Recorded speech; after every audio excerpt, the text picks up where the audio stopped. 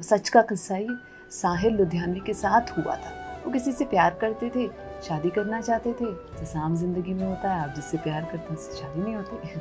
साहिर के साथ भी वही हुआ, लेकिन वो जिनसे प्यार करते थे उनकी शादी हो रही थी और दोस्त के नाते उन्होंने साहिर को अपनी शादी में बुला लिया। साहिर उस शादी में गए और भरी महफिल में उन्होंने ये नज़्म पढ़ी और दुल्हन की हालत, आंख से आंसू टप टप टप टप टप टप।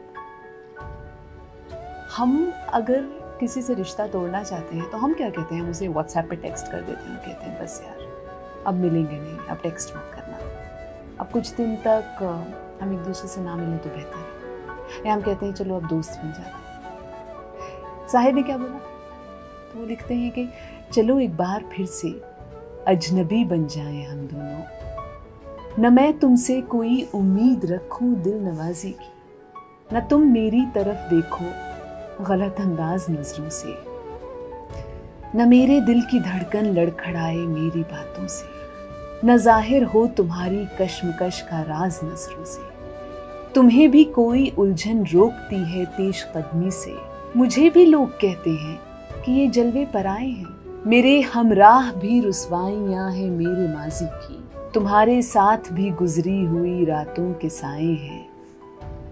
और उसके बाद वो बताते हैं कि ऐसा हमें क्यों करना चाहिए, क्योंकि तारुफ रोग हो जाए तो उसका भूलना बेहतर, ताल्लुक बोझ बन जाए तो उसको तोड़ना अच्छा, वो अफसाना जिसे अंजाम तक लाना न हो मुमकिन, उसे एक खूबसूरत मोड़ देकर छोड़ना अच्छा।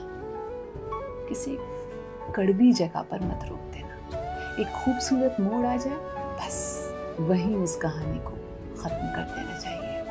चलो एक बार फिर से अजनबी बन जाए हम दोनों। साहिर लुधियानवी।